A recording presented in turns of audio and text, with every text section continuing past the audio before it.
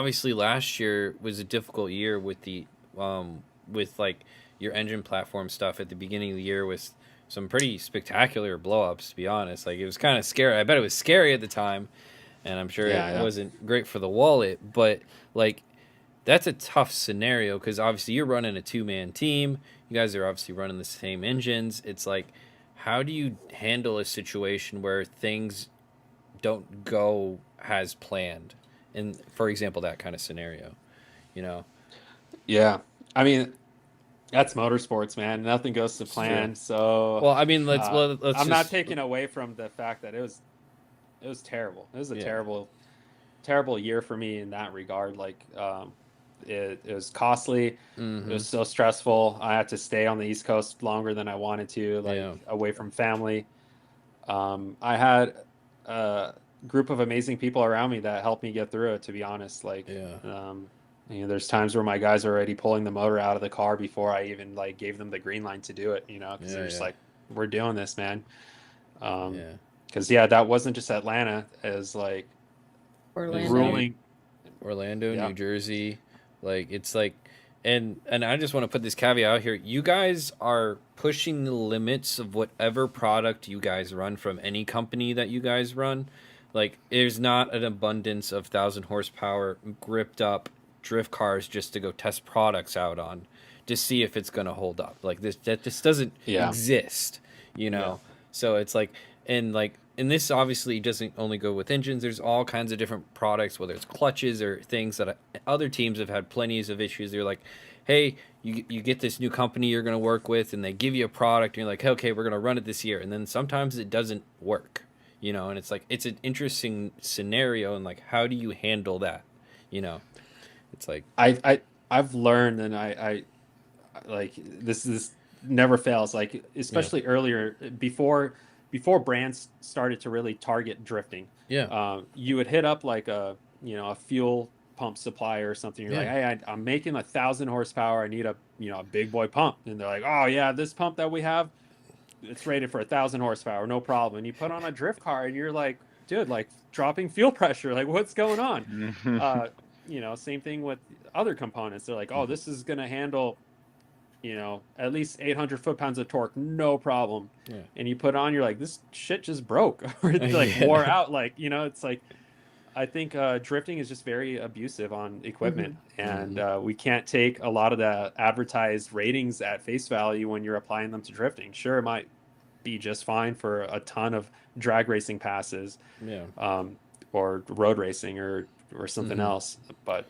Well, drifting is another animal. 100%. And like, at the top levels of drag racing, they're changing components out of the engine anyways, and it's expected. With drifting, we're still in an element where we're trying to keep engines alive for, a season if you can, Maybe do a refresh if you're one of the high end teams like halfway through a season, you know. So it's like how does like going back to kind of your scenario, like do you just kind of go back to the drawing board or like do you do a diagnostics on the engine? Like how does that kind of transpire with like your situation, for example?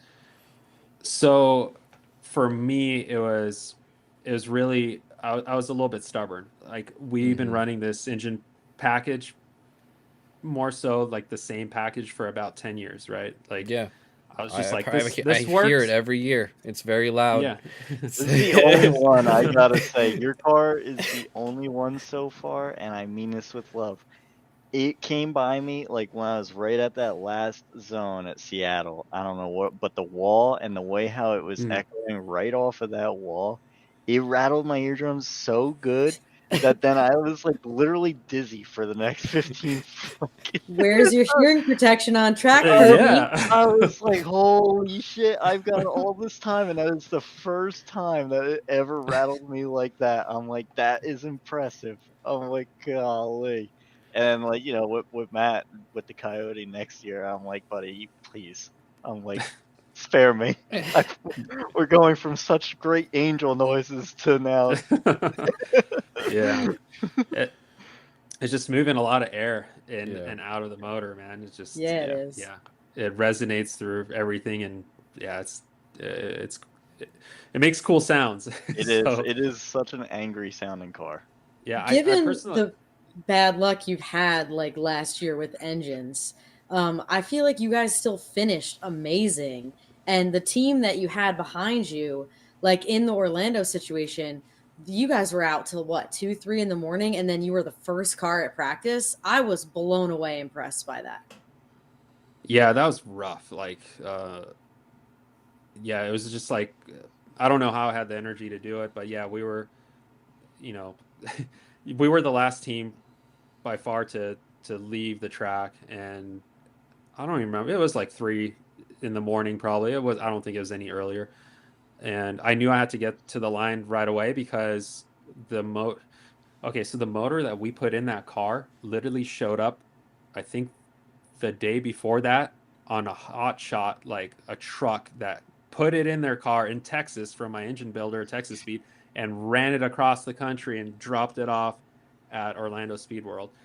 And here we are with my guys putting it in the rig, like, oh, hopefully we never have to pull this thing out. It's just a spare motor, you know. But I'm diligent as a team owner. Like, Yeah. it's not just me driving, it's Simon as well. Like, I need a Yeah. spare motor. Mm-hmm. We didn't have any aspirations to use that the whole season. We thought it was a freak thing that happened in Atlanta, and that it is not going to happen. Like, realistically, what happened in Atlanta was the crankshaft was the wrong crankshaft that went in that motor.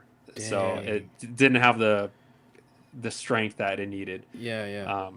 But like, once again, is advertised to be strong enough, but Yeah. we didn't have experience ever running that crankshaft. I had my doubts, but we kind of had no choice. Like, that was the only one available, and Yeah. it was advertised to get the job done. And after the fact, doing some poking around, people are Yeah. like, "Oh, that crank, yeah, man, I put that in my motor, and it didn't live." It's like, so, Really? all right, well, yeah. It's like sick. So yeah, it was destined to happen. Mm-hmm. But and kind of to get back to your question, like, what did I ever figure out what's going on? So yeah, like I Yeah. was pushing the limits. I was being a little stubborn to switch from a wet sump to a dry sump. I was like, nope, Yeah. if it's been working for me, and we tear down the motors and the rod bearings are not like roasted, like Yeah. and mains are not roasted, I'm just gonna keep running a wet sump, And Yeah. I think that we just cranked out a little bit more efficiency out of the motors, and it just put us right over that tipping edge, and that was Yeah. it.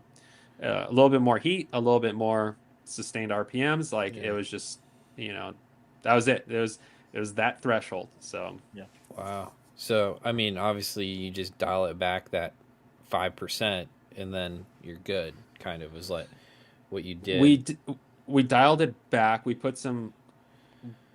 we had a lot of data on the car. Luckily, that round, like, we're monitoring EGTs and oil temp and oil pressure, and we had a great tuner that was able to analyze the logs. So we were just being very careful from that moment on, and like, just overcooling the car if we need to. Like, we're very cognitive of all the warning signs, instead of me like saying it's an LS, just freaking send it, it'll be fine. Like, I learned that there's a threshold to that. Well, I mean, and these aren't your cheap junkyard LSs anymore. They're easy. We were literally running out. Sometimes it was like not even the money. It was just like, who has a aluminum block that could handle the power in stock right now? Like, exactly. how can we get this motor from Texas to Florida right now? So yeah, it was that was tough. And then yeah, we dialed it back a little bit. That was the thing. And then honestly, I was preventatively changing out rod bearings after that as well. In between, I think halfway through, like the end of after Jersey, we did rod bearings on all the cars, and then in between Jersey and Utah and Irwindale, I did rod bearings preventatively as well, just because I couldn't risk it. So yeah, we were just walking on eggshells the whole season, and that's and tough. really, I mean, I would tell my tuner, like, I would do a run and practice. I'm like, Freddie, like, the car's slow, dude. I feel like it's you richened it up again, didn't you, Freddie? Like, it just doesn't sound, it doesn't have that hit. And he's like, yes, Odie, it's for the safety of the motor. Like, God damn it, like, that was Freddie's first year, right, with you this past year. I'm friends with one of his buddies from down in Florida, and I kept asking him, I'm like, is Freddie all right? I'm like, I'm like, it's not his fault, right? I'm like, is he okay? No, we sucked Freddie in, and we convinced him to, hey, we're gonna put a more efficient supercharger on the motor. Like, we'll, just hot rod it up for us, Freddie. Yeah. And we like sucked him into it, and then we sucked him into uh, an oiling system that wasn't up for the task, and a few Yeah. other things that we neglected or we kept running. And Yeah. the poor guy like tuned these things up to run better and make more power than ever before. And and then we're like, all right, Freddie, help tone it back, and for us, and keep them alive. He just walked into something he probably did not want to walk into. So Yeah, I remember seeing him, and then I was just like, "It's okay, bud. We'll get through this."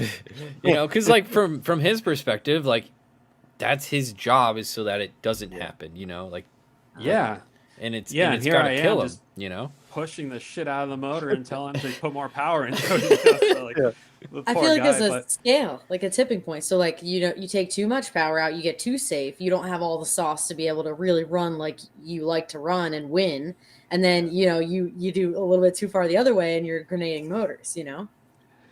Funny enough, if you take too much sauce out of the motor, the way I drive it, it actually it causes damage too, because we were doing that a little bit. We were purposely manipulating. We had some cool technology we were playing with, and it just made me drive even more like an asshole. And that was creating higher EGTs, which is melting things down or on the ragged edge. So yeah, there's no winning. You gotta just have the right equipment. Right.